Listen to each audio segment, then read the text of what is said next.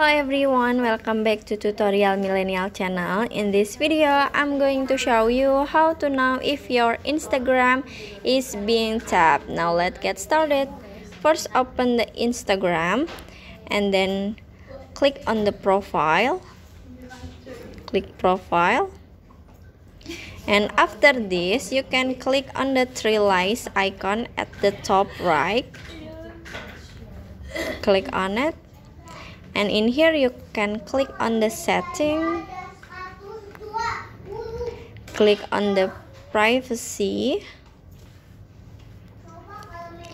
and then and then in here you can click on the security, this one, click on it, and in here you can click on the login activity, this one. And in here you will see on which device your Instagram account is logged and also the location. If you see a known device and location, you can click on the three dots, this one,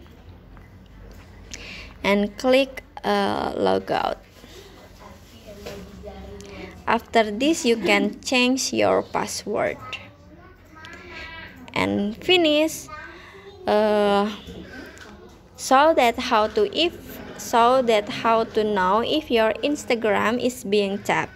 I hope you found this video to be helpful. If you enjoy with the content, please consider like, comment, and subscribe down below. Happy editing, guys. Bye bye.